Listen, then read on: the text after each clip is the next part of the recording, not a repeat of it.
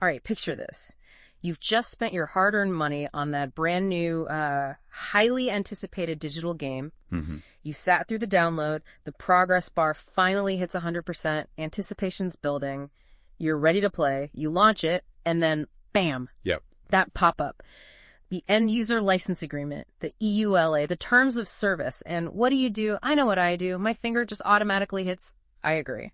It's almost muscle memory, isn't it? Exactly. Because, well, you've already paid for it, right? You just want to get into the game. It's that instant gratification versus, reading pages of legalese. The game always wins. It really does. And that's kind of the core of our deep dive today. We're going to unpack something most of us just scroll right past. The dreaded terms and conditions. Yeah, specifically for digital products. And our mission here is to really dig into how these agreements, especially when companies hit you with them after you've already bought the game, how they stack up against Australian consumer law, the ACL. Right. What are the legal bits? And maybe more importantly, what are the ethics? Is it fair? And crucially, with someone like Take-Two, are those termed even enforceable here in Australia if they seem to, trample on your basic consumer rights? Good question. And to figure that out, we'll be looking at insights from the Australian Competition and Consumer Commission, the ACC, they're the watchdog. Okay. We'll look at some really important ACCC rulings against big names like Valve and Electronic Arts. Ah, the Steam and EA cases, yeah. Exactly. We'll also touch on what the games industry body, IGEA, thinks about all this. And, of course, we have to look at Take-Two's own terms, see what they actually say. Okay, sounds like a plan. Let's kick things off by laying down the foundation. What are your actual rights as an Australian consumer? What's this ACL all about? Well, the Australian consumer law is basically your safety net. It automatically gives you a set of basic rights. They call them consumer guarantees whenever you buy goods and services. So they're automatic. You don't have to, tick a box for them?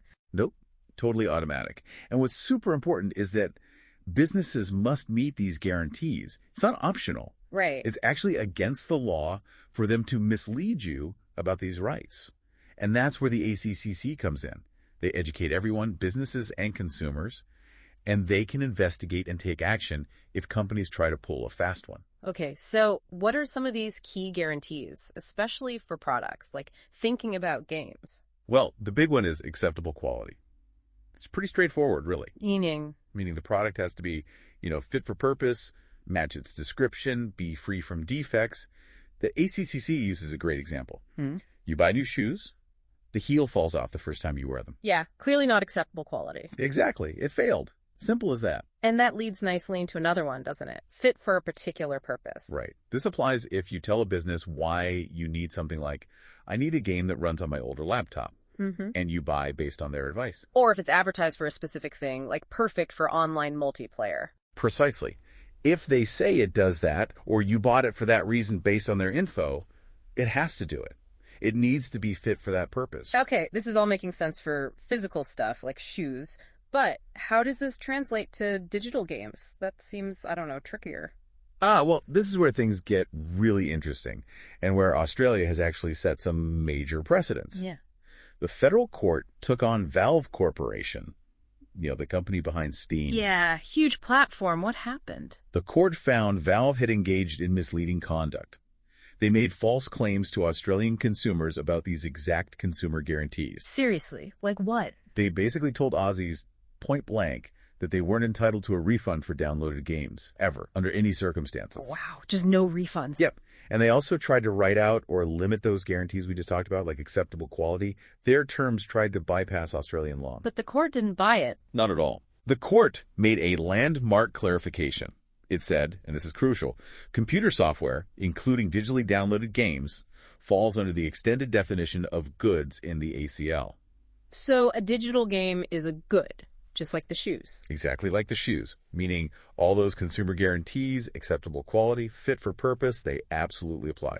No ifs, no buts. That's huge. Yeah. And what about Valve being a U.S. company? Did that matter? That's another critical point. The court decision hammered home that foreign-based businesses selling goods and/or services to Australian consumers can be subject to Australian consumer law obligations. Right. Valve tried to argue they weren't really operating in Australia, but the court said, look, you've got 2.2 million Aussie users. You're making claims to Australians.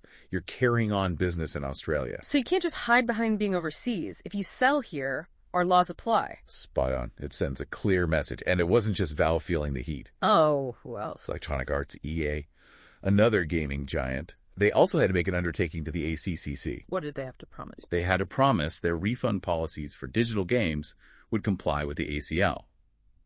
Specifically, they agreed not to tell Australian consumers they had no refund policy or couldn't get a refund in any circumstances. So the same issue as Valve, basically, reinforcing that precedent. Absolutely. It cemented the idea that digital games come with rights. And if those rights aren't met, if the game is faulty, doesn't work as described, and you're entitled to a remedy. Which could be? Depending on how bad the problem is, it could be a repair, a replacement, or a full refund. Okay. So the law is pretty clear. You have strong rights, even for digital games, thanks to the ACL in these court cases. Definitely. But then, how does this mesh with companies like Take-Two? Their terms of service, those infamous EULAs, often feel like they're trying to take those rights away, especially these click-wrap agreements you see after paying. That's the real battleground, isn't it? Take-Two's approach throws up a significant challenge. Their terms of service state very clearly, if you do not agree to all the terms in this agreement, you are not permitted to use the services. Right, but you've already bought it. The money's gone. Exactly. That's the dilemma. You've completed the purchase you own. Well, you think you own the game, and then you're faced with this agree or you can't play ultimatum. It feels fundamentally backwards. It really does. And doesn't it get worse? I seem to remember clauses about them changing the rules later. Oh, absolutely. Their TOS includes a clause saying Take-Two can modify this agreement in whole or in part at any time. At any time. Yep. And the kicker, if you do not agree to the modified agreement, you may also lose access to the services or your account. Whoa, hang on. So they can change the deal after you've bought the game, and if you don't like the new deal, they can just lock you out. That's what the terms say. It raises massive questions about what you actually purchased. Is it a product you own or just a license to play that they can change or revoke? That sounds pretty bad. What if they change it to say you need a subscription now, or they insert some crazy new rule you hate? You lose the game you paid for. According to their terms, potentially yes. And they also reserve the right to take adverse action if you breach the agreement, even the modified agreement. Adverse action? Like what? That could mean resetting all your game progress, suspending your account, terminating your access completely, even banning you from future purchases. Jeez. So they hold all the cards even after taking your money. It really limits your control, doesn't it? It shifts the power dynamic significantly towards the company. It feels less like ownership and more like a very fragile rental agreement. Okay, but surely they acknowledge Australian law somewhere. They can't just ignore the ACL completely, can they? Especially after Valve and EA. Well, they do try to address it, to be fair. Their TOS has clauses like, nothing in this agreement is intended to limit or exclude your rights under any mandatory consumer laws in your jurisdiction of residence. Ah, okay. So a nod to local laws. Yes, and specifically for Australians. It says the agreement is governed by Australian law, and disputes will be handled in Australian courts. That bit's actually pretty good, right? Means you don't have to sue them in the U.S. or something. It's definitely a positive step compared to some older agreements, yes. It acknowledges jurisdiction, and it also says that if a law provides a guarantee, like our consumer guarantees, their liability can't be excluded, but they might try to limit it. Limit it how? To things like replacement, repair, maybe a partial refund for goods, or resupplying services. So they acknowledge the guarantees exist, but maybe want to control the remedy. Okay, so they have this language saying your local laws apply. But then they also have these other clauses saying if you don't agree to our new terms, you lose accesses. How does that work? It sounds contradictory. And that's the absolute crux of the issue. That's a practical discrepancy. While they might say your ACL rights aren't excluded, the effect of a clause that lets them revoke access to something you paid for simply because you won't agree to a new term they imposed after the sale, well, that seems to directly undermine your consumer guarantees. Yeah, it feels like a backdoor way to get around the rules. Can they actually do that legally? Can they make your purchase game unusable just because you didn't click agree on some new condition? Legally, in Australia, it's highly questionable. This is where we hit that legal and ethical crossroads. So what's the likely legal outcome if challenged? Well, looking back at the ACCC's position and those Valve and EA rulings, the principle is crystal clear. Consumer guarantees under the ACL cannot be excluded or restricted. Right. Non-negotiable. Exactly. Mm-hmm. So if Take-Two's lose access clause effectively prevents you from getting a remedy you're entitled to under the ACL, say, the game becomes faulty due to their update. And instead of a refund, they just lock you out because you didn't agree to new unrelated terms, then that specific clause would almost certainly be deemed unfair and unenforceable by an Australian court. So the court would likely just say, nice try, Take-Two, but that clause is void here. That's a likely interpretation based on current law and precedent. The ACL protections would override that part of the contract. That's reassuring for consumers. But then there's the ethical side. Even if it's legally dodgy, is it right for a company to change the rules after you've paid and hold your purchase hostage? Ethically, it feels very shaky, doesn't it? It really does blur that line between ownership and licensing in a way that feels incredibly unbalanced against the consumer. You paid for something, you should be able to use it under the conditions agreed upon at the time of sale. Yeah.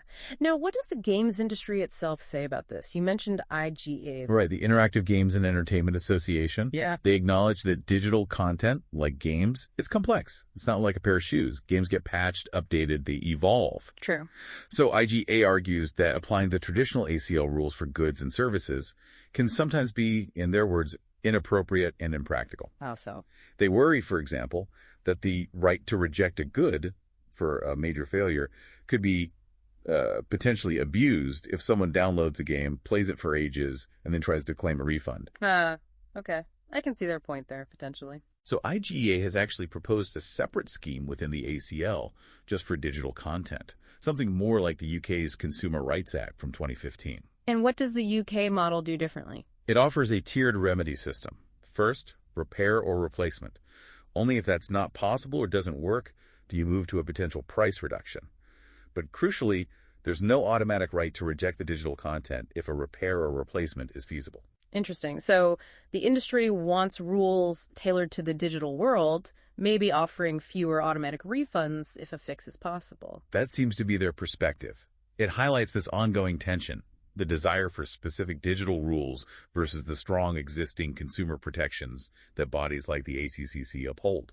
They emphasize the complexity of games, millions of lines of code, constant updates, making major failure tricky sometimes. It's definitely a tricky area. Okay, let's pull this all together. For the average gamer, the consumer listening right now in Australia, what's the bottom line when that EULA pops up? The bottom line is, your rights under the Australian consumer law are strong.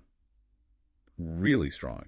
And generally, they override conflicting clauses in a company's terms of service. So even if the EULA says no refunds or we can lock you out, companies cannot legally use their EOA or TOS to strip away your fundamental statutory rights, things like the guarantee of acceptable quality or your right to a remedy like a refund, repair, or replacement if there's a major failure with the game. And those Valve and EA cases are key. Absolutely critical. They set a powerful precedent. They show without a doubt that big international companies selling digital games to Australians are subject to our laws and must comply. Being based overseas is no excuse. Okay, so knowing that those clauses trying to limit your rights are probably unenforceable here, it gives you some power. Exactly. Knowledge is power here. While a company might write those terms, might even try to enforce them initially, you have a very strong legal basis under Australian law, backed by ACCC actions, to challenge them and insist on your consumer guarantees. You're not just clicking into the void. That's good to know. It doesn't make clicking, I agree, feel great, but at least you know you have backup. Precisely. This whole area really highlights a fascinating tension, doesn't it? Between how fast digital products are evolving and the consumer protection laws trying to keep up. It really does. Which brings us to a final thought to leave everyone with. When you click I agree on that EULA for a digital game, what are you actually doing? Are you truly buying a product in the way you buy, say, a book or a Blu-ray? Or are you just entering into this constantly shifting license agreement, one that the company can potentially change or even revoke later on, pretty much at their discretion? What does that mean for the whole idea of digital ownership? And how will our laws continue to adapt to make sure consumers are protected as more and more of our lives and purchases move online? That's the million-dollar question, isn't it? Something definitely to chew on next time you're hovering over that I agree button.